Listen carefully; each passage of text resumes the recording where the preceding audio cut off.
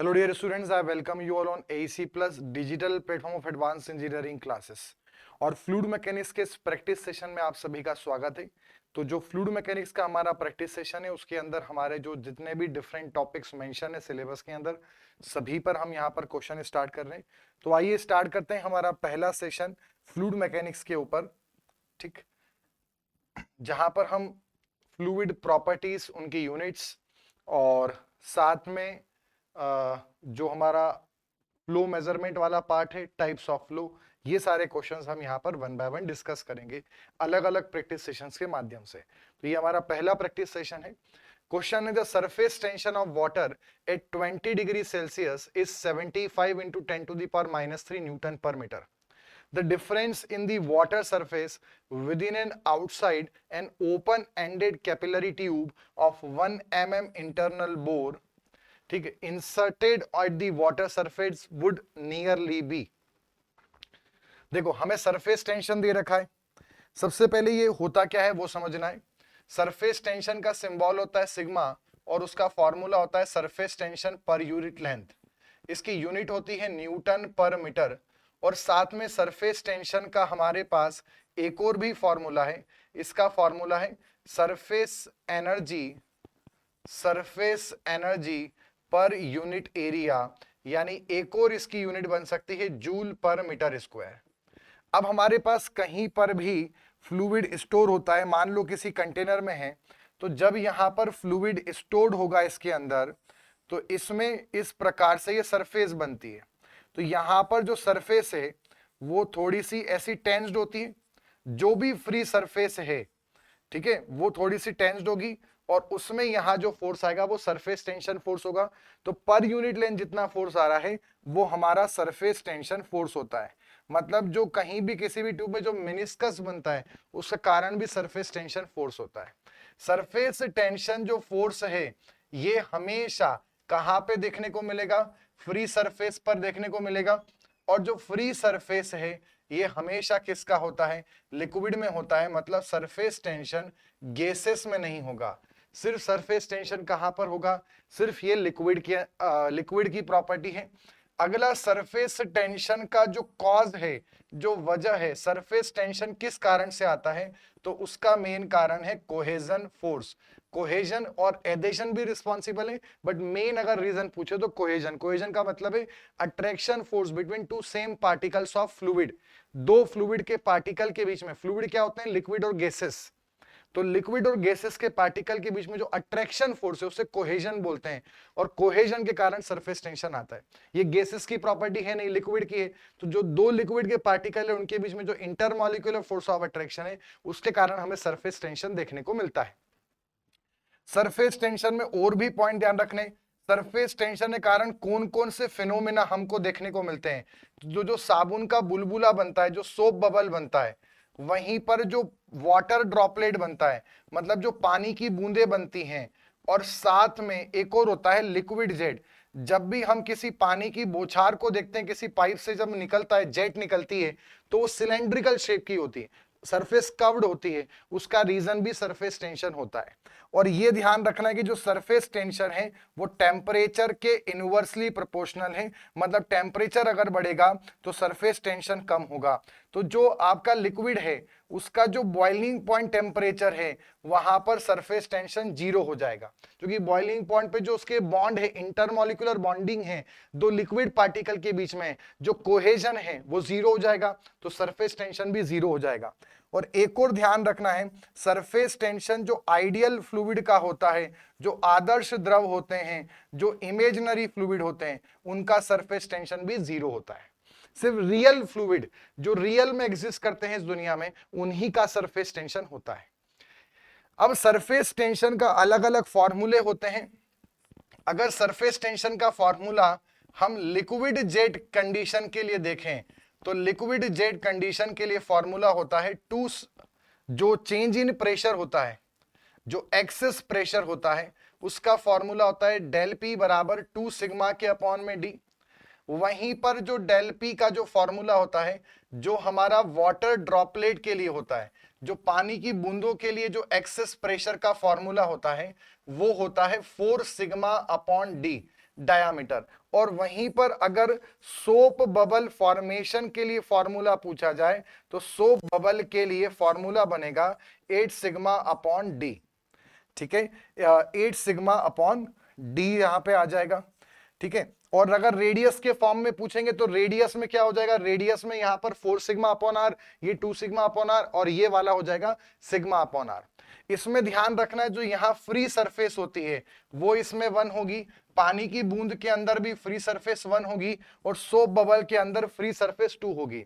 Free surface वो होती है जहां लिक्विड एयर से इंटरेक्ट करती है, जैसे जो साबुन का बुलबुला होगा, जो साबुन के झाग से जो बुलबुला बनेगा वो अंदर से पूरा खोखला होगा, एक पतली सी थिन फिल्म होगी। तो यहां भी एक फ्री सरफेस है और बाहर भी एक फ्री सरफेस है। जो पानी की बूंद होगी वो अंदर से पूरी सॉलिड होगी, अंदर भी पानी होगा, तो सिर्फ बाहर ही एक फ्री सरफेस है। और जो लिक्विड की जेट का फॉर्मेशन होगा, जो सिलेंड्रिकल जेट बनेगी वो भी अंदर से पूरी भरी होगी, तो सिर्फ बाहर की तरफ ही एक फ्री सरफेस होगी। अब हमसे क्वेश्चन पूछा है किस पे, हमसे जो क्वेश्चन पूछा है यहां पर वाटर का सरफेस टेंशन दिया है, difference in water surface with in and outside an open ended capillary tube of 1 mm internal bore inserted on the water surface would be. तो हमसे यहां पर क्या पूछा हुआ है, एक तो ये सरफेस, अब सरफेस टेंशन से, अच्छा क्वेश्चन कैपिलरी पे है वो समझते हैं। अब जो सरफेस टेंशन फिनोमेना है वो किस कारण होता है, कैपिलरी सरफेस टेंशन किस कारण होता है, कोहेजन के कारण। और कोहेजन के कारण सरफेस टेंशन हुआ, और सरफेस टेंशन से एक और फिनोमेना देखने को मिलता है जिसे हम कैपिलरिटी बोलते हैं। कैपिलरिटी का मतलब होता है केशी तत्व। अभी कैपिलरी क्या होता है उसको समझते हैं। तो अगर मान लीजिए हम किसी भी कंटेनर में, हमारे पास अगर कोई भी फ्लूइड स्टोर है, ठीक है, तो यहां पर क्या होगा, अगर हम ऐसा एक ट्यूब इंसर्ट करेंगे और वो जो ट्यूब है वो ऊपर टॉप और बॉटम दोनों साइड से ओपन होगा, और उसका जो डायामीटर है उस ट्यूब का अगर वो 10 mm से कम है या बराबर है, मतलब 1 सेंटीमीटर से कम है या बराबर है, तो ऐसे केस में अगर आप लॉजिकली सोचिए, तो अगर किसी कंटेनर में लिक्विड स्टोर है और हम एक ट्यूब इंसर्ट करें जो नीचे से खुली है ऊपर से भी खुली है, तो उसमें जो लिक्विड का लेवल है वो उसी सराउंडिंग लिक्विड के लेवल तक होना चाहिए जहां सराउंडिंग में, बट ऐसा नहीं होता है और थोड़ा सा और ऊपर होगा। और ये जो फिनोमेना है इसे कैपिलरिटी कहा जाता है। और ये जो ट्यूब आप देख रहे हैं इस ट्यूब को हम कैपिलरी ट्यूब बोलते हैं। और ये जो आपको देखने को मिला इसे कैपिलरी राइज बोलते हैं। क्या बोलते हैं, कैपिलरी राइज। ठीक है, तो इसमें ये आपको ध्यान रखना है। यहां पर जो ये H है इसका फॉर्मूला होता है 4 सिग्मा कॉस थीटा के अपॉन में rho g into d. 4 sigma cos theta के अपॉन में रो जी डी। रो क्या है, density of the fluid, g is acceleration due to gravity जो 9.81 होता है, डी इस ट्यूब का डायमीटर है, सिग्मा जो है वो सरफेस टेंशन है वाटर का, और थीटा जो है वो इसमें एंगल ऑफ कांटेक्ट है। थीटा यहां पर कौन है, एंगल ऑफ कांटेक्ट। अच्छा, इसमें ये भी आपको बात समझनी है, जैसे यहां पर क्या हुआ, जो हमारे पास सराउंडिंग जो लिक्विड का लेवल है, सराउंडिंग लिक्विड तो वहीं पर है, बट जो कैपिलरी ट्यूब के अंदर हुआ, अगर इस ट्यूब का डायामीटर 10 mm से ज्यादा होता तो जहां लेवल सराउंडिंग का है उसी लेवल पे लिक्विड होता, बट ऐसा नहीं हुआ क्योंकि डायामीटर 10 से कम है तो वो उड़ गया, और उससे कैपिलरी एक्शन कहा जाता है। और इसी एक्शन के माध्यम से जो पेड़ होते हैं, पेड़ों के अंदर आपने सुना होगा मिट्टी में पानी होता है, और जो पेड़ों की रूट्स होती हैं, जड़ें होती हैं, वो भी फाइन हेयर लाइक प्रोजेक्शन होते हैं, बारीक बारीक, मतलब बालों की तरह बारीक होते हैं। जैसे हमारे बाल जितने बारीक हैं उतने पेड़ों की जो जड़ें होती हैं बारीक बारीक, जो लास्ट टर्मिनल होता है वो बहुत बारीक होता है। तो वो उसका जो डाया होता है, पेड़ों के जो रूट्स होते हैं, लास्ट एंड जो टिप होती है वो इसी डायामीटर के रेंज में आती है, इससे कम होती है, तो वहां पर जो पानी होता है वो अपने आप चढ़ जाता है। अब जब पेड़ों के जड़ों में पानी अपने आप आ गया तो उसके बाद क्या होता है कि जो ट्रांसपीरेशन एक्शन होती है, ट्रांसपीरेशन क्या होता है? पेड़ों में से पानी का निकलना। तो जितना पानी उनकी पत्तियों में है वो पानी इवेपोरेशन के थ्रू बाहर चले जाता है, तो पेड़ के अंदर पानी की कमी हो जाती है, उससे सक्शन क्रिएट होता है। तो जो पानी कैपिलरी एक्शन के द्वारा पेड़ों की रूट्स में थोड़ा ऊपर तक आ गया था ड्यू टू कैपिलरी एक्शन, अब वो ड्यू टू सक्शन प्रेशर वो अब ऊपर चढ़ने लगता है, और इससे पेड़ जो होते हैं वो मिट्टी से पानी और मिनरल्स को ड्राइव करते हैं। तो यानी पेड़ों में अगर पानी चढ़ रहा है तो उसका भी मेजर रीजन कौन है? कैपिलरी एक्शन है। क्लियर है यहां तक?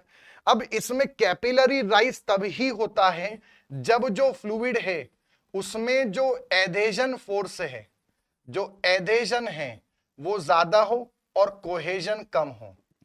वहीं पर इसका उल्टा, एडेशन मतलब कि जो लिक्विड है और जो ग्लास है, ये ग्लास है, ट्यूब है, तो लिक्विड और ग्लास के बीच में जो अट्रैक्शन फोर्स है अगर वो ज्यादा है और लिक्विड के बीच में जो अट्रैक्शन फोर्स है वो कम है तो फिर राइज होगा। वहीं पे उसका उल्टा, अगर कोहेजन ज्यादा है और एडेशन कम है तो ऐसे केस में जो होगा वो कैपिलरी फॉल होगा। कैपिलरी फॉल का मतलब है कि जैसे यहां पर जो लिक्विड का लेवल है वो उठा, वहां नीचे चला जाएगा और उसे कैपिलरी फॉल कहा जाता है।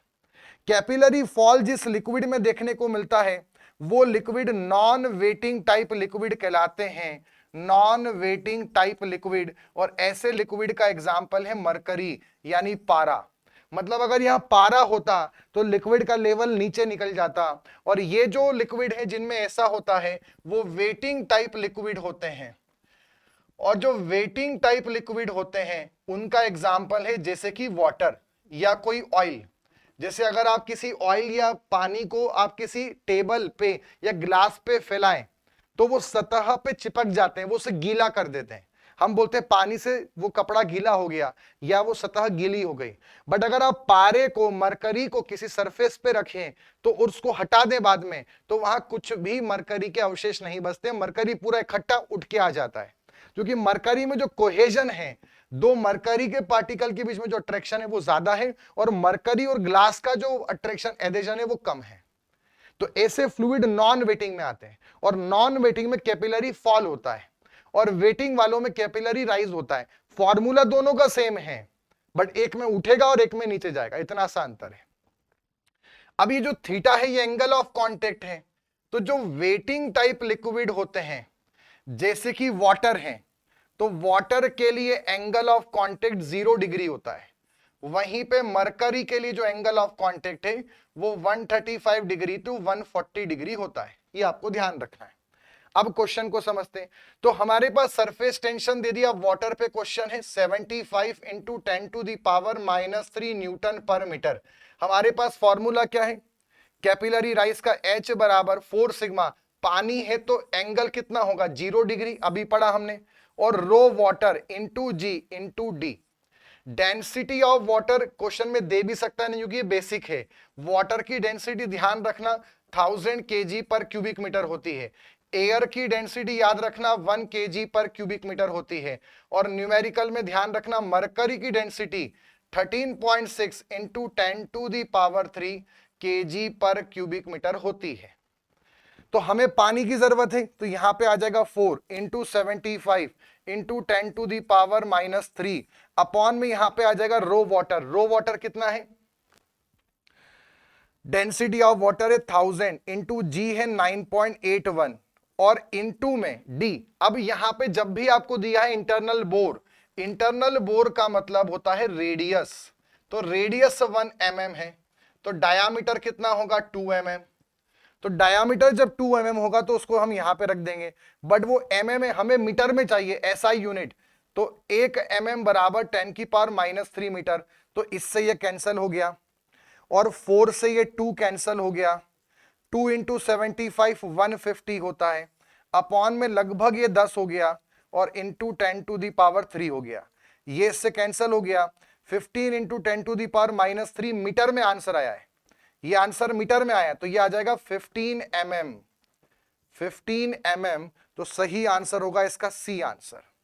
हमने 9.81 को लगभग 10 मान लिया, तो ये 15 10⁻³ मीटर हुआ, और 1 मीटर बराबर 1000 mm है, तो 1000 करेंगे तो 15 mm आंसर आ जाएगा। सो हमारे पास C answer will be the correct answer. अगला क्वेश्चन है मैच लिस्ट विद दिस। इसमें से हमें ग्राफ दे रखा है यहां पर, ये जो ग्राफ है इसमें वेलोसिटी ग्रेडियंट जो होता है वो du बाई dy है, और जो शियर स्ट्रेस है वो टाउ होता है। ऐसे अलग अलग ग्राफ दिए हैं। ग्राफ के अकॉर्डिंग अगर मैं आपको बताऊं तो इसमें बात ध्यान रखना, मैं आपको सारे ग्राफ एक ही उस पे स्क्रीन पर समझा देता हूं। यहां पर ये हो गया du बाई dy या शियर स्ट्रेन, और ये हो गया शियर स्ट्रेस। अब अगर आपको ग्राफ यहां पर दिया जाए ओनली एक्स एक्सिस, तो इस ग्राफ को हम बोलते हैं आइडियल फ्लूइड का ग्राफ। Ideal fluid. अगर आपको ग्राफ यहां पर दिया जाए तो ये जो ग्राफ होगा वो आइडियल सॉलिड का होता है। Ideal solid. क्लियर है यहां तक? ठीक है। अगला, अगर ग्राफ 0 से स्टार्ट हो और एकदम स्ट्रेट जाए, एकदम स्ट्रेट लाइन, तो ये ग्राफ होगा हमारे न्यूटोनियन फ्लूइड का। न्यूटोनियन फ्लूइड कौन होते हैं? जो न्यूटन्स लॉ ऑफ विस्कोसिटी को फॉलो करते हैं। न्यूटन्स लॉ ऑफ विस्कोसिटी क्या है? Shear stress proportional to velocity gradient. ठीक, जैसे ओम्स लॉ होता है इलेक्ट्रिसिटी के अंदर, ठीक है, जैसे हुक्स लॉ होता है सोम के अंदर, स्ट्रेस प्रोपोर्शनल टू स्ट्रेन, ऐसे ही न्यूटन्स लॉ होता है विस्कोसिटी का। ठीक है, तो यहां पर ये ध्यान रखना है। अब अगर उसके बाद मान लो ग्राफ थोड़ा ऊपर से कहीं से स्टार्ट हो बट ऐसे जा रहा हो, तो ये ग्राफ कहलाता है हमारे आइडियल प्लास्टिक का ग्राफ। और आइडियल प्लास्टिक के ग्राफ का एक और नाम है, इन्हें सिंगम नहीं बिंगम प्लास्टिक बोलते हैं। बिंगम प्लास्टिक का एग्जाम्पल है toothpaste, shaving cream, hair gel, जिनमें थोड़ा सा स्ट्रेस देना पड़ेगा और फिर वो फ्लो करना चालू करते हैं। ठीक, वहीं पर अगला, अगर मान लीजिए ग्राफ ऐसा बना है या ऐसा बना है, तो ये दोनों जो ग्राफ हैं ये नॉन न्यूटोनियन फ्लूइड के हैं। कौन से फ्लूइड? नॉन न्यूटोनियन, जो न्यूटन्स लॉ को फॉलो ना करें, इसलिए ग्राफ स्ट्रेट नहीं, ग्राफ कर्व बना।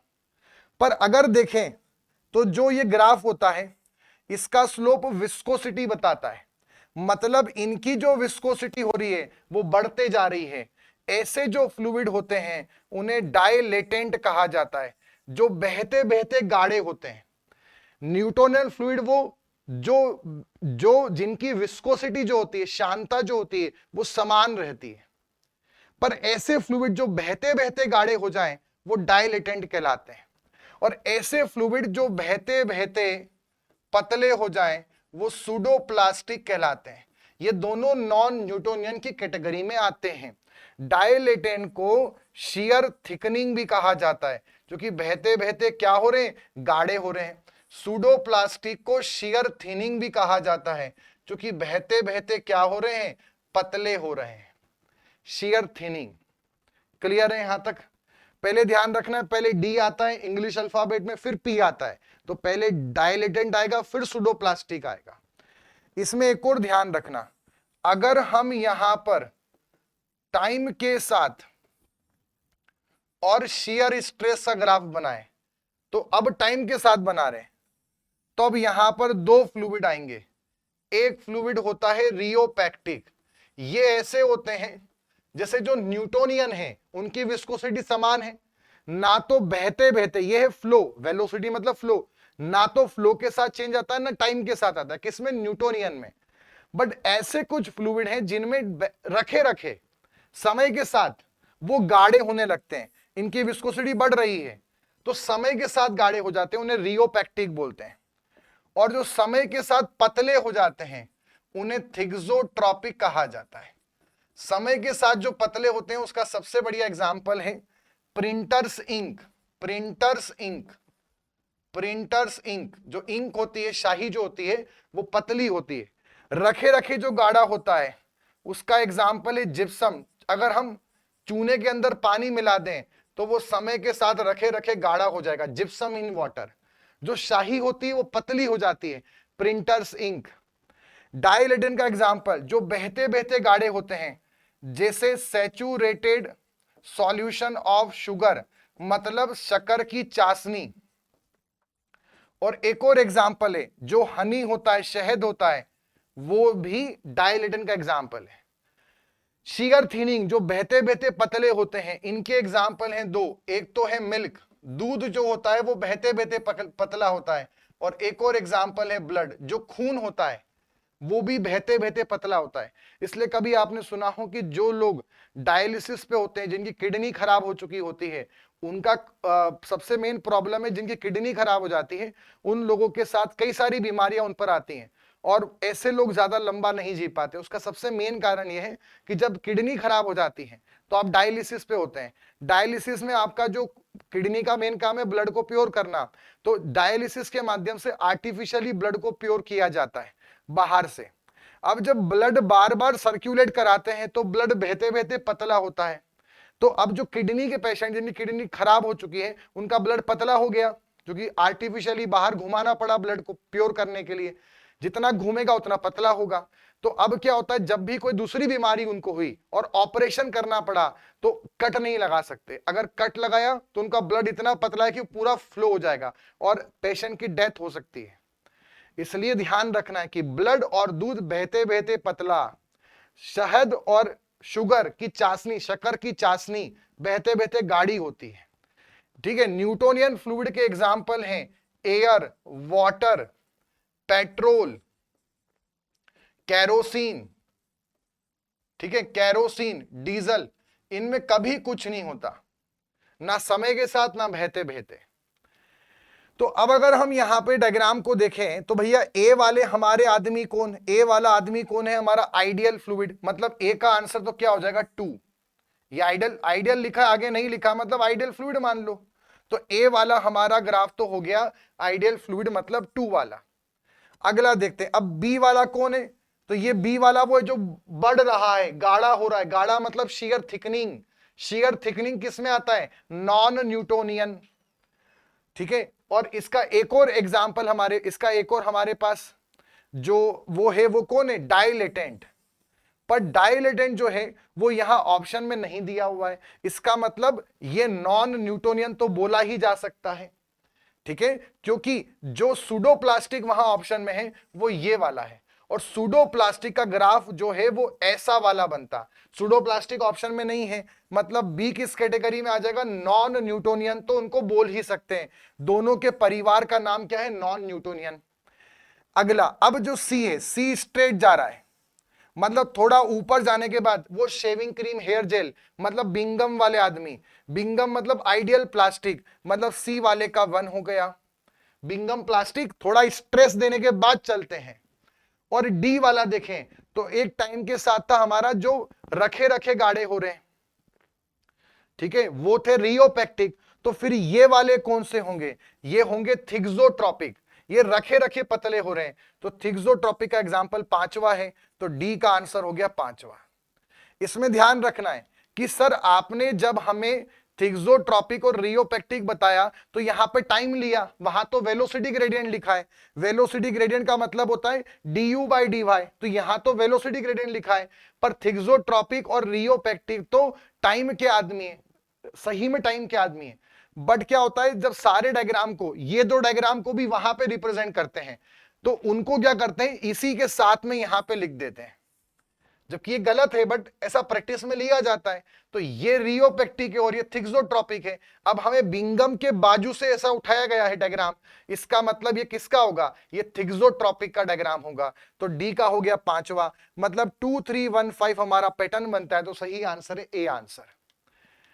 अगला क्वेश्चन है, which one of the following statement is correct. Dynamic viscosity पानी की हवा की डायनामिक से 50 गुना होती है। काइनेमेटिक पानी की 30 गुना होती है एयर का। Water in soil is able to rise a considerable distance about the ground water table due to viscosity. मिट्टी के अंदर पानी थोड़ा सा ऊपर चढ़ पाता है ग्राउंड वाटर टेबल से। जैसे ये मान लो हमारे पास मिट्टी है और यहां पर मिट्टी के अंदर पानी है, तो थोड़ा सा पानी ऊपर चढ़ जाएगा मिट्टी में ड्यू टू विस्कोसिटी, ये एक ऑप्शन है। अगला है, vapour pressure of liquid is inversely proportional to temperature.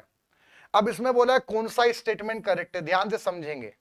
देखो पहले तो ये स्टेटमेंट साफ साफ गलत है, ये हम पढ़ चुके हैं। कहीं भी नॉर्मल लेवल से कोई फ्लूइड अपने आप ऊपर चल रहा है और बारीक बारीक वॉइड्स में चढ़ रहा है, तो उसका कारण होता है कैपिलरिटी या फिर सरफेस टेंशन या फिर कोहेजन, मतलब ये ऑप्शन गलत हो गया। वेपर प्रेशर जो है वो टेम्परेचर के डायरेक्टली प्रोपोर्शनल होता है, इनवर्सली नहीं। पीवी बराबर एनआरटी, ये आइडियल गैस इक्वेशन है। तो प्रेशर टेम्परेचर के डायरेक्टली प्रोपोर्शनल है, नॉट इनवर्सली, ये भी गलत है। काइनेमेटिक विस्कोसिटी 30 गुना होती है डायनामिक। अब इसको समझते हैं। देखिए डायनामिक विस्कोसिटी जो होती है, ठीक है, डायनामिक विस्कोसिटी, इसका सिंबल होता है म्यू, और इसे एब्सोल्यूट विस्कोसिटी भी कहा जाता है। जो विस्कोसिटी होती है बच्चों, वो दो प्रकार की होती है, ठीक है। एक होती है काइनेमेटिक विस्कोसिटी। काइनेमेटिक विस्कोसिटी जो होती है, इसका सिंबल होता है न्यू, और वो होता है mu upon rho, density of the fluid. Dynamic में अपॉन डेंसिटी, वो काइनेमेटिक विस्कोसिटी होती है। विस्कोसिटी का मतलब होता है रेजिस्टेंस टू फ्लो, फ्लूइड की एक लेयर दूसरी लेयर को रोकती है, मतलब फ्लूइड की लेयर आपस में एक दूसरे को आगे बढ़ने से रोकती है। जैसे इंसान होते हैं, इंसान में प्रवृत्ति होती है कि अगर जैसे मान लो हमारे साथ पड़ा हुआ व्यक्ति, हमारा कोई दोस्त अगर आगे बढ़ रहा है या कोई दूसरा व्यक्ति आगे बढ़ रहा है, तो हमें उससे जलन या ईर्ष्या होने लगती है, ठीक है। और वो जब ईर्ष्या होती तो हम उसकी टांग खींचने लगते हैं। ऐसे फ्लूइड के अंदर होता है। अगर कोई फ्लूइड की लेयर कहीं चल रही है और दूसरी लेयर उससे तेज चल रही है, तो वो उसकी टांग खींचने लगती है। जैसे इंसानों में ईर्ष्यालु प्रवृत्ति है, ऐसे लिक्विड्स और गैसेस के अंदर विस्कोसिटी है, एक दूसरे के फ्लो को अपोज करते हैं, उसको विस्कोसिटी कहा जाता है। उसको हम समझते किससे हैं, डायनामिक के थ्रू या काइनेमेटिक के थ्रू। जैसे बोलते हैं ना कोई फ्लूइड गाढ़ा है पतला है, बस उसी का मतलब। जो गाढ़ा है वो धीरे धीरे चलेगा, तो गाढ़े का मतलब है हाई विस्कस, और पतले का मतलब है लेस विस्कस। अब जो डायनामिक विस्कोसिटी है, इसकी जो एसआई यूनिट होती है, समझना, वो होती है न्यूटन पर मीटर स्क्वायर इनटू सेकंड, और इसकी यूनिट को पास्कल सेकंड भी कहा जाता है, क्योंकि न्यूटन पर मीटर स्क्वायर पास्कल होता है, ठीक। और इसकी एक और यूनिट होती है केजी पर मीटर स्क्वायर सेकंड, और इसकी एक और यूनिट होती है ग्राम पर सेंटीमीटर इनटू सेकंड। ये इसकी यूनिट है। इसकी जो सीजीएस यूनिट है उसको 1 पॉइज कहा जाता है, 1 पॉइज। और जो 1 पॉइज होता है वो 1/10 पास्कल सेकंड होता है। मतलब अगर हमें एक पॉइज को एक सीजीएस से एसआई या एमकेएस में जाना है तो 10 का डिवाइड करना पड़ेगा। जो काइनेमेटिक विस्कोसिटी है, इसकी यूनिट होती है मीटर स्क्वायर पर सेकंड, या इसकी यूनिट होती है सेंटीमीटर स्क्वायर पर सेकंड, और इसकी सीजीएस यूनिट को 1 स्टॉक कहा जाता है, ठीक है। और अगर हमें 1 स्टॉक से हमें एसआई में जाना है तो 10 की पावर 4 का हम डिवाइड करेंगे। क्लियर है यहां तक? इतना आपको इसमें ध्यान रखना है डायनामिक और काइनेमेटिक में। अब इसमें एक बात समझना, जो वाटर की डायनामिक होती है वो होती है 0.0010 पास्कल सेकंड। वहीं पर जो एयर की डायनामिक होती है वो होती है 0.000018 पास्कल सेकंड। और वहीं पर एयर की जो डेंसिटी होती है वो 1 होती है, केजी पर क्यूबिक मीटर एसआई में। और जो वाटर की डेंसिटी होती है वो 1000 केजी पर क्यूबिक मीटर होती है। अब अगर इन चीजों से हम डायनामिक का रेशो लें और काइनेमेटिक का रेशो लें तो क्या बनेगा वो समझना। अगर मैं dynamic water upon dynamic air रखूं तो इसका रेशो क्या बनेगा, 0.0010 अपॉन 0.000018, तो लगभग ये 50 टाइम्स आता है। अगर विस्कोसिटी बोला इसका मतलब सिर्फ डायनामिक की बात है, तो जो वाटर की डायनामिक है वो एयर की 50 गुना है, लगभग 55 आता है इसको जब डिवाइड करेंगे आप। अब जब हम काइनेमेटिक निकालेंगे तो kinematic air upon kinematic water, तो एयर की काइनेमेटिक होगी mu air upon density air divided by mu water upon density water. इसको जब करेंगे तो ये हो जाएगा 1000 ऊपर इंटू 0.0018 अपॉन में यहां पे आ जाएगी एयर की डेंसिटी 1 और वाटर की विस्कोसिटी 0.0010। जब इसको सॉल्व करते हैं तो ये 20 टाइम्स आता है, मतलब काइनेमेटिक विस्कोसिटी एयर की वाटर का 20 गुना होती है। मतलब ये ध्यान रखना है, ऐसा क्यों? क्योंकि काइनेमेटिक में डेंसिटी का डिवाइड है, हवा की डेंसिटी कम है तो काइनेमेटिक उसकी ज्यादा होगी, वहीं पर वाटर की डायनामिक ज्यादा थी बट उसकी डेंसिटी भी बहुत ज्यादा है। पानी भारी है हवा से 1000 गुना, हवा जो है वो पानी से हल्की है, पानी हवा से भारी है 1000 गुना, इसलिए जो काइनेमेटिक है एयर की वो 20 गुना हो जाती है, पर डायनामिक वाटर की ज्यादा होती है। ये ध्यान रखना है, बड़ा अच्छा कॉन्सेप्ट है। तो इस अकॉर्डिंग अगर समझें तो सही आंसर क्या होगा?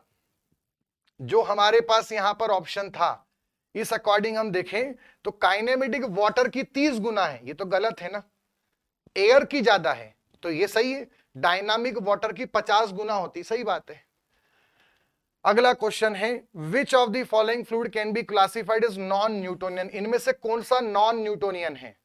देखो, केरोसिन, वाटर, डीजल, ये तो न्यूटोनियन फ्लूइड है, ये बताया था आपको। कौन कौन? एयर भी इसमें आ जाती है, air, water, petrol, kerosene, diesel सब न्यूटोनियन है। ह्यूमन ब्लड, ब्लड बताया था आपको, बहते बहते पतला होना। टूथपेस्ट, टूथपेस्ट कौन है? आइडियल प्लास्टिक, बिंगम प्लास्टिक, और ये बहते बहते पतला होता है, मतलब ये कौन है? Pseudo plastic, shear thinning, pseudo plastic, और ये दोनों नॉन न्यूटोनियन में आते हैं। तो सही आंसर है 3 और 4, बी आंसर। अगले पे आते हैं, which one of the following express the height of rise or fall of a liquid in capillary tube? इसका फॉर्मूला हमने पढ़ा है, कैपिलरी ट्यूब के राइज और फॉल का फॉर्मूला है 4 sigma cos theta upon rho g D, ये इसका फॉर्मूला है। तो यहां पर हमारे पास अगर इसमें हम देखें तो कौन सा आंसर हो सकता है? अच्छा, रोजी जो होता है फ्लूइड का, डेंसिटी इंटू जी, उसे गामा भी कहा जाता है। क्या बोलते हैं उसे? Gamma, specific weight. तो 4 sigma cos theta upon gamma fluid into D. अब देखते हैं कौन सा ऑप्शन सही हो रहा है। ये दिख रहा है, गामा को कई जगह W से भी रिप्रेजेंट किया जाता है। यहां लिखा है उन्होंने W स्पेसिफिक वेट है और गामा ही स्पेसिफिक वेट होता है, तो सही आंसर होगा 4 सिग्मा कॉस अल्फा रो जी डी, थीटा को अल्फा भी बोलते हैं। आगे बढ़ेंगे, विच of the following statement is correct? कौन सा सही है? डायनामिक विस्कोसिटी जो फ्लूइड की है इज नॉट इन मोशन, मतलब जब फ्लूइड मोशन में नहीं है, मतलब जब फ्लूइड रेस्ट में है तब विस्कोसिटी पिक्चर में आती है। अगला है, सरफेस एनर्जी फ्लूइड की वह प्रॉपर्टी है जिसके कारण कैपिलरिटी देखने को मिलता है पानी में। अगला, केविटेशन जो है वो हाई प्रेशर के कारण होता है और रियल फ्लूइड की विस्कोसिटी कम होती है आइडियल फ्लूइड से। अब देखो, ये जो ऑप्शन है ये तो गलत है, क्यों? रियल फ्लूइड की विस्कोसिटी होती है, जो आइडियल फ्लूइड होती है, आदर्श द्रव, उसकी विस्कोसिटी 0 होगी, ध्यान रखना। मतलब आइडियल फ्लूइड की तो विस्कोसिटी होती ही नहीं, रियल की कुछ तो होगी, तो ज्यादा ही होगी, मतलब ये गलत है। केविटेशन का मतलब क्या होता है? जब भी फ्लूइड का फ्लो होता है, फ्लूइड किसी पानी में से निकलता है और अगर फ्लूइड में किसी भी जगह पे प्रेशर कम हो जाता है, तो जब प्रेशर कम होता है तो ऐसी कंडीशन में पानी के अंदर बुलबुले बनने लगते हैं, और वो जब बुलबुले काफी हाई स्पीड से पाइप या टरबाइन या पंप में से जाते हैं तो उसकी बॉडी पे टकराते हैं, और जब बहुत तेजी से टकराते हैं तो वहां पे ऐसा गड्ढा बना देते हैं, गड्ढे को केविटी बोलते हैं। तो पूरे पाइप और पंप की जो केसिंग है और जो टरबाइन की केसिंग है उसमें बारीक बारीक छेद हो जाते हैं, फट नहीं जाता है, अंदर साइड से ऐसे गड्ढे बन जाते हैं। ऐसा नहीं कि टरबाइन फट जाएगी, पाइप फट जाएगा, छोटे छोटे से धब्बे बन जाते हैं, ठीक है, तो उसको हम केविटेशन बोलते हैं। तो केविटेशन हमेशा लो प्रेशर के कारण होता है, नॉट हाई प्रेशर, इसलिए यह भी गलत है। सरफेस एनर्जी से कैपिलरिटी आता है, यह भी गलत है, ठीक है, इसको भी हम गलत नहीं बोल सकते। इसको गलत इसलिए नहीं बोलेंगे, पर उतना भी करेक्ट नहीं है। कैपिलरी एक्शन का जो रीजन है वो सरफेस टेंशन है, और सरफेस टेंशन से ही सरफेस एनर्जी जुड़ी हुई है, तो ये सही हो सकता है। डायनामिक विस्कोसिटी एकदम गलत बात है। विस्कोसिटी जो है वो तभी पिक्चर में आती है जब फ्लूइड मोशन में हो। विस्कोसिटी का मतलब क्या है? फ्लूइड एक दूसरे के मोशन को अपोज करना, रेजिस्टेंस टू फ्लो, फ्लूइड की एक लेयर का दूसरी लेयर को चलने से रोकना ही विस्कोसिटी है। मतलब विस्कोसिटी तब पिक्चर में आती है जब फ्लूइड मोशन में हो। अगर फ्लूइड रेस्ट में है तो विस्कोसिटी पिक्चर में नहीं आएगी। तो इसलिए ये गलत है। सही आंसर है ये वाला, बी आंसर। सरफेस एनर्जी से ही कैपिलरिटी आता है, सही बात है। The rheological behaviour of concrete when represented by shear stress. ये ध्यान रखना, रियोलॉजिकल बिहेवियर जब हम नॉन न्यूटोनियन फ्लूइड की बात करते हैं। आपको ये तो पता है कि हमारे पास जो न्यूटोनियन फ्लूइड होते हैं वो कौन होते हैं? जो न्यूटन्स लॉ को फॉलो करते हैं। और जो न्यूटोनियन फ्लूइड है उनमें इक्वेशन होती है टाउ बराबर mu D U by D Y. जो नॉन न्यूटोनियन फ्लूइड है उनकी इक्वेशन होती है टाउ बराबर tau naught plus mu D U by D Y. Clear है यहां तक? और नॉन न्यूटोनियन की स्टडी को रियोलॉजी कहा जाता है। नॉन न्यूटोनियन की स्टडी फ्लूइड मैकेनिक्स की जिस ब्रांच में करते हैं उसे रियोलॉजी बोलते हैं। और नॉन न्यूटोनियन फ्लूइड के बिहेवियर को रियोलॉजिकल बिहेवियर कहा जाता है। सो यहां पर सही आंसर क्या होगा? सही आंसर होगा दिस, टाउ बराबर tau naught plus mu D U by D Y. अगले उस पर आते हैं।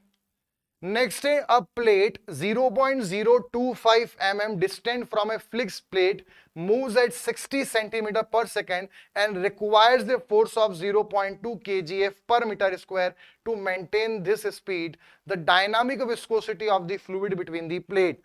अब विस्कोसिटी पे जब भी न्यूमेरिकल आएंगे, किस पर न्यूमेरिकल आएंगे? विस्कोसिटी पर। तो जो फॉर्मूला, जो टेक्निक अभी बता रहा हूं, सिर्फ उतने को ध्यान से समझना। हमारे पास एक सरफेस है, एक फ्लूइड की लेयर है, लेयर नंबर 1, और दूसरी यहां पर एक और लेयर है, फ्लूइड नंबर 2। और यहां पर ऐसे बीच में ये फ्लूइड है, ठीक है। तो अब इसके बीच में जो डिस्टेंस है वो कितनी हो गई हमारी? D Y. डिस्टेंस मान लो डी वाई। इसकी जो वेलोसिटी है वो हमने कितनी मान ली? इसकी जो विस्कोसिटी दे रखी है, अब प्लेट 0.025 mm, मतलब ये हो गया 0.025 mm। एक प्लेट दूसरी प्लेट से इतना दूर है। फिक्स्ड प्लेट मतलब कि फिक्स्ड प्लेट मतलब ये वाली प्लेट 0 मीटर पर सेकंड पे है और दूसरी प्लेट 60 सेंटीमीटर पर सेकंड पे ट्रेवल कर रही है and requires a force of 0.2 kgf पर मीटर स्क्वायर। यहां पर फोर्स पर यूनिट एरिया दिया है और उसी को शियर स्ट्रेस बोलते हैं। तो इसमें अगर हम देखें तो यहां पे जो शियर स्ट्रेस आ रहा है वो दे रखा है हमें 0.2 kgf पर सेंटीमीटर पर मीटर स्क्वायर, पर मीटर स्क्वायर ये दिया हुआ है। डायनामिक विस्कोसिटी कितनी होगी? तो इसमें ध्यान रखना है, यहां पर ये जो इसका एरिया है, एरिया ये वाला लेते हैं, ये जो प्लेट का सरफेस एरिया है लेयर का, इसको ए अगर हम माने, तो यहां पर जब ये दो लेयर ऐसे चलती हैं तो इनके बीच में फ्रिक्शन लगेगा और वो जो विस्कोसिटी के कारण फ्रिक्शन फोर्स आता है, शियर फोर्स आता है, उसी को हम विस्कस फोर्स बोलते हैं। जैसे मैकेनिक्स में हमने पढ़ा था कि जब एक सॉलिड सरफेस दूसरी सॉलिड के बीच में चलती है, रिलेटिव मोशन होता है, तो फ्रिक्शनल फोर्स आता है और उसको हम सॉलिड फ्रिक्शन या ड्राई या कुलाम फ्रिक्शन बोलते हैं। ऐसे ही जब दो लिक्विड की लेयर के बीच में फ्रिक्शन होता है उसे विस्कस फोर्स बोलते हैं। विस्कस फोर्स का फॉर्मूला होता है shear stress into area. Newtonian fluid के लिए शियर स्ट्रेस की वैल्यू होती है टाउ बराबर mu D U by D Y. तो यहां पर जो विस्कस फोर्स है वो हो जाएगा mu D U by D Y into area. अब एरिया जब दिया जाएगा विस्कस फोर्स है, सारी चीजें यहां पर है, उससे निकाल लेना। हमें क्वेश्चन में क्या दे रखा है? डायरेक्ट शियर स्ट्रेस दे दिया है, फोर्स नहीं दिया है, बोल फोर्स रहा है बट दिया स्ट्रेस है क्योंकि पर यूनिट एरिया लिखा है उसने। तो हमारे पास फॉर्मूला है टाउ बराबर म्यू, डी यू का मतलब है वेलोसिटी का डिफरेंस और डी वाई मतलब डिस्टेंस। कितने डिस्टेंस है यहां पर? 0.025 mm। शियर स्ट्रेस है 0.2 kgf पर मीटर स्क्वायर, ये ऊपर जाएगा 0.025 mm को मीटर में करेंगे तो 10 की पावर -3 आएगा, मीटर में कर दिया। वेलोसिटी नीचे आएगी, वेलोसिटी 60 सेंटीमीटर है, मीटर में करेंगे तो 0.6, मतलब यहां पर इसको लग सकते हैं 60 इंटू 10⁻⁻2 मीटर में करने के लिए बराबर म्यू हो जाएगा। ठीक है, यूनिट किस में पूछा है? केजीएफ पर सेंटीमीटर स्क्वायर में पूछा है, मतलब सबको सेंटीमीटर में कन्वर्ट कर दो, सबको सेंटीमीटर में कन्वर्ट करेंगे। पहले ये सब हमने मीटर में कर दिया तो पूरा आंसर मीटर में निकाल लो। अब जब इसको सिंप्लीफाई करेंगे यहां पर तो ये आ गया हमारे पास 0.2 0.25। ठीक है, इसको जब सिंप्लीफाई करेंगे तो ये वैल्यू हमारे पास कितनी आ रही है? 0.2 इंटू 0.025 पर -3 डिवाइडेड बाय 60 इंटू 10⁻⁻2, तो ये हमारे पास वैल्यू आएगी 8.33 10⁻⁻6। अब ये मीटर में आया, 10⁻⁻3 है, 100 का मल्टीप्लाई करेंगे तो 10⁻⁻1 kgf पर सेंटीमीटर स्क्वायर बराबर म्यू आ जाएगा। kgf पर सेंटीमीटर स्क्वायर, तो ये हमारे पास यहां पे आंसर है। ठीक, dynamic viscosity of the fluid between the plate, कि यहां पर यूनिट थोड़ी सी हमारे पास गलत है, यूनिट इसमें पास्कल सेकंड आनी चाहिए, तो ये यूनिट यहां पर मिसप्रिंट है। ठीक है, पास्कल सेकंड, तो उसको हम जब सॉल्व करेंगे तो ये 8.33 10⁻⁻5 आएगी। ऑप्शन के अकॉर्डिंग देखें तो 8.3 यही वाला है। आगे बढ़ते हैं, है ना, ये 10⁻⁻1 आई है, बट ये किस यूनिट में आई है वो यूनिट में आपको बता देता हूं। इसकी यूनिट आई है kgf पर सेंटीमीटर, kgf पर सेंटीमीटर स्क्वायर इंटू सेकेंड, इस यूनिट में हमारे पास ये आंसर आया है। अगर इसको हमें पास्कल सेकंड में करना है तो 1 kgf पर सेंटीमीटर स्क्वायर जो होता है, 1 kgf पर सेंटीमीटर स्क्वायर जो होता है, लगभग आप ये मान लीजिए 10 kgf पर सेंटीमीटर स्क्वायर 1 मेगापास्कल के बराबर होता है, मतलब 10⁻6 न्यूटन पर मीटर स्क्वायर के बराबर होगा।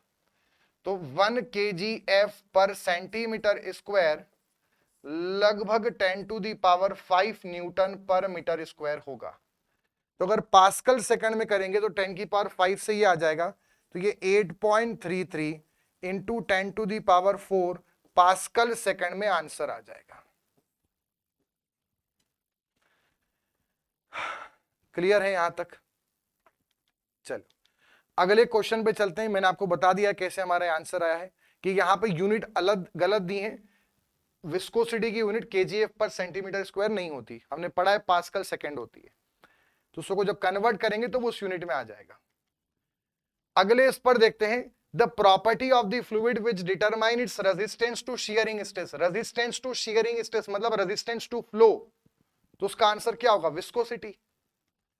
ठीक है, सरफेस टेंशन जो है उसका, तो वो किसके पीछे रिस्पॉन्सिबल है? कैपिलरी एक्शन, कैपिलरी एक्शन होती है इसके कारण। तो आगे, the flow of fluid takes place due to, fluid का फ्लो क्यों होता है? तो आप सोचेंगे देखो सरफेस टेंशन का अलग रीजन है, कंप्रेसिबिलिटी अलग रीजन है, ठीक है, तो फ्लो क्यों होता है? तो आप सोचेंगे इसका आंसर विस्कोसिटी, बट विस्कोसिटी नहीं होगा, क्योंकि विस्कोसिटी से जो फ्लो नहीं होता है, फ्लो होने पर, फ्लो चालू होने पर रेजिस्टेंस टू फ्लो होता है। मतलब अगर कोई फ्लूइड चल रहा है तो वो रुकता है विस्कोसिटी के कारण। Resistance to flow is viscosity, flow का अपोजिशन विस्कोसिटी है। इसका सही आंसर है D, deformation under shear force. मतलब अगर हमारे पास यहां पर किसी भी जगह पर फ्लूइड स्टोर है, ठीक है, और इस पर अगर मैं ऐसे शियर फोर्स लगाऊं, जैसे मान लो आप किसी नदी में नहाने गए, फ्री सरफेस है, वहां पर आप फ्लूइड को ऐसे हाथ मारेंगे तो उसका बॉन्डिंग बहुत कमजोर होती है, तो वो निकल के ऐसे आगे बढ़ जाएगा। तो उसका जो मोशन हुआ वो शियर फोर्स के कारण हुआ। तो डिफॉर्मेशन अंडर शियर फोर्स, जब भी फ्लूइड पे शियर फोर्स लगाएंगे तो वो मोशन में आ जाता है, deformation under shear force. If the diameter of the capillary tube is double, capillary rise will be, capillary rise का फॉर्मूला क्या पड़ा, 4 सिग्मा कॉस थीटा अपॉन में रो जी डी। यहां से दिख रहा है एच डी के इनवर्सली प्रोपोर्शनल है, मतलब डायामीटर को डबल कर दिया तो हाइट क्या हो जाएगी, आधी हो जाएगी, मतलब सही आंसर होगा हाफ, इनवर्सली प्रोपोर्शनल है। अगला है the ratio of the specific weight of the liquid, किसी लिक्विड के गामा का रेशो और specific weight of pure water, इसे क्या बोलते हैं, तो इसे बोलते हैं स्पेसिफिक ग्रेविटी। क्या बोलते हैं, स्पेसिफिक ग्रेविटी। और स्पेसिफिक ग्रेविटी किसका, उस लिक्विड का। ऐसे ही किसी भी गैसेस के स्पेसिफिक वेट और एयर का, गैसेस में एयर से कंपेयर करते हैं और लिक्विड में वाटर से, क्योंकि ये स्टैंडर्ड माना जाता है गैसेस का और लिक्विड में स्टैंडर्ड है वाटर, तो उसे भी हम स्पेसिफिक ग्रेविटी बोलेंगे उस गैस का। स्पेसिफिक ग्रेविटी का जो सिंबल होता है वो कैपिटल एस होता है। ये चूंकि दो सेम चीज का रेशो है, इसलिए स्पेसिफिक ग्रेविटी जो होता है वो यूनिटलेस और डायमेंशनलेस क्वांटिटी होता है, उसकी यूनिट नहीं होती। अगला इसमें यह भी समझना है कि जो स्पेसिफिक वेट हमारे पास है, गामा का फॉर्मूला रोजी होता है, तो यहां पे रोजी करेंगे तो जी कट जाएगा, तो रो लिक्विड अपॉन रो वाटर भी बोल सकते हैं और रो गैस अपॉन रो एयर भी बोल सकते हैं। मतलब डेंसिटी का रेशो या स्पेसिफिक वेट का रेशो स्पेसिफिक ग्रेविटी कहलाता है। लिक्विड के लिए वाटर लेते हैं और गैस के लिए एयर लेंगे, मतलब अगर स्पेसिफिक ग्रेविटी कोई आपसे वाटर पूछे तो क्या बनेगा, water gamma upon gamma water 1 हो जाएगा। स्पेसिफिक ग्रेविटी कोई एयर पूछेगा तो क्या आंसर होगा, gamma air upon gamma air 1 हो जाएगा। अगला है bulk modulus of the fluid is the ratio of, ठीक है। और इसमें ये डेंसिटी भी ऑप्शन में, डेंसिटी क्या होता है, डेंसिटी होता है mass of the fluid upon volume of the fluid.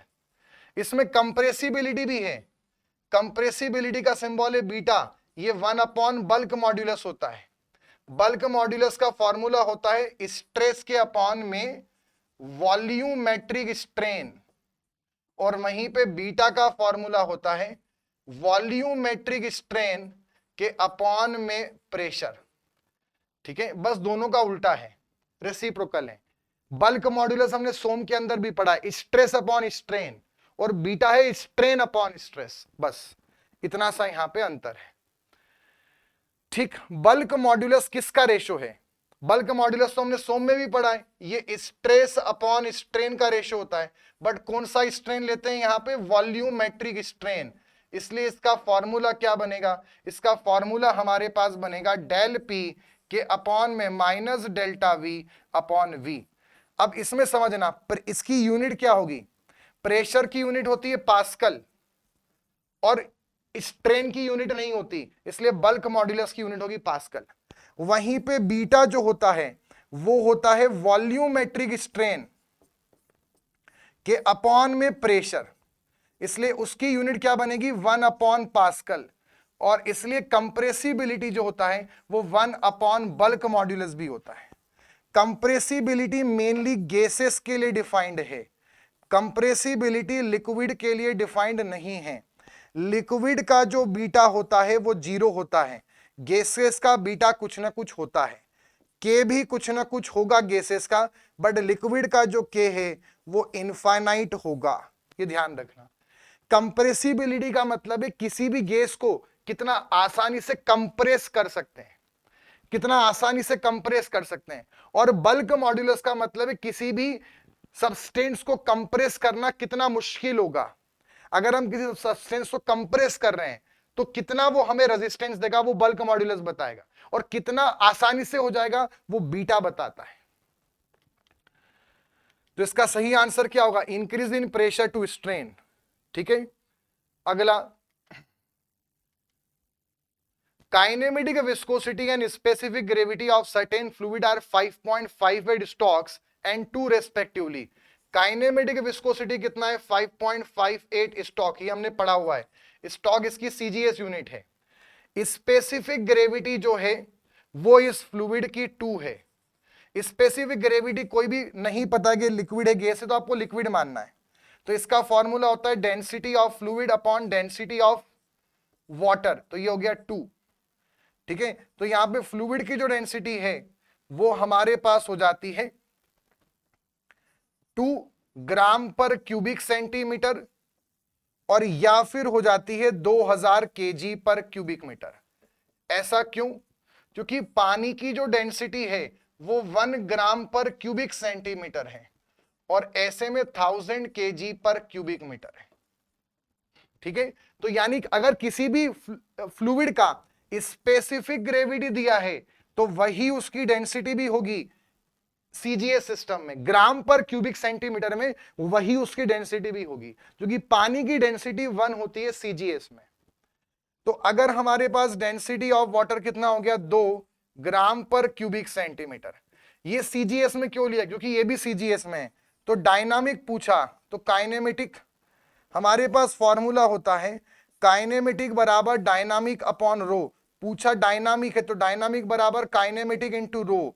अगर मैं इसमें इसका मल्टीप्लाई करूंगा तो 1116 11.16 पॉइज आएगा, क्योंकि अगर ये एसआई तो ये भी एसआई में, और अगर मुझे पॉइज से एसआई में जाना है तो 10 का डिवाइड करते हैं, तो आंसर लगभग 1.116 पास्कल सेकंड आएगा, जो कि डायनामिक की एसआई यूनिट है, न्यूटन सेकंड पर मीटर स्क्वायर, ये पढ़ चुके हैं। अगला है 1 न्यूटन फोर्स किसके बराबर होता है? तो 1 न्यूटन होता है 10⁵ डाइन के बराबर होता है, ये ध्यान रखना है आपको। तो सही आंसर है सी आंसर। तो बच्चों ये था हमारा पहला प्रैक्टिस सेशन फ्लूइड मैकेनिक्स के बारे में। मैंने कोशिश किया कि हर टॉपिक से मैं आपको उतना मेन बता दूं जहां जहां से क्वेश्चन आने के चांसेस हैं। तो हमारा पहला सेशन खत्म होता है, और अब हम जो है अगले सेशन में मिलेंगे कुछ और नए टॉपिक से क्वेश्चंस के साथ। ये वाला हमारा जो यूनिट्स ऑफ फ्लूइड प्रॉपर्टीज हैं और फ्लूइड प्रॉपर्टीज हैं उस पर मैंने कवर किया है। ठीक, तो मिलते हैं नेक्स्ट सेशन में। अगर आप इसी तरह से जो एग्जाम है एमबीबीएससी आईटीआई प्रिंसिपल डायरेक्टर एग्जाम, उसके लिए अभी भी अगर आप रिवाइज करना चाहते हैं और क्वेश्चंस को प्रैक्टिस करना चाहते हैं और क्वेश्चन की प्रैक्टिस के साथ में आप कॉन्सेप्ट्स को रिवाइज करना चाहते हैं, तो प्रैक्टिस बैच को लॉन्च ज्वाइन कर सकते हैं जो एसी प्लस एप्लीकेशन पे अवेलेबल है। ठीक, अगर आपने टेस्ट सीरीज अभी तक ज्वाइन नहीं करी है तो टेस्ट सीरीज का टाइम आ चुका है। टोटल 100 नंबर ऑफ टेस्ट एसी प्लस एप्लीकेशन पे अवेलेबल है, 4 फुल लेंथ टेस्ट भी अवेलेबल हैं। अगर आपको अपना अभी तक टेस्ट नहीं दिए हैं और अपना लेवल चेक करना है तो एसी प्लस एप्लीकेशन पे अवेलेबल इस टेस्ट सीरीज में पहला जो फुल लेंथ टेस्ट है वो सभी बच्चों के लिए अनलॉक है, फ्री है, उसको आप जाके चेकआउट कर सकते हैं। अगर आपको क्वेश्चंस का लेवल रिलेवेंट लगता है, आपको लगता है कि हाँ ये टेस्ट सीरीज मेरी हेल्प कर सकती है, तो आप टेस्ट सीरीज के लिए एनरोल हो सकते हैं। और अगर कुछ भी टॉपिक आपके बचे हैं तो लक्ष्य बैच को आप ज्वाइन कर सकते हैं, और अभी हमने कुछ सिंगल सब्जेक्ट के भी कोर्सेस लॉन्च कर दिए हैं, तो उसको भी आप ज्वाइन कर सकते हैं। तो जो हमारा ये सेशन है इसका पीडीएफ आपको AC plus NYT discussion channel पर मिलेगा। हमारे यूट्यूब चैनल के अपडेट्स और पीडीएफ के लिए इस टेलीग्राम चैनल को ज्वाइन करें। मिलते हैं नेक्स्ट सेशन के अंदर। Till then good bye and take care.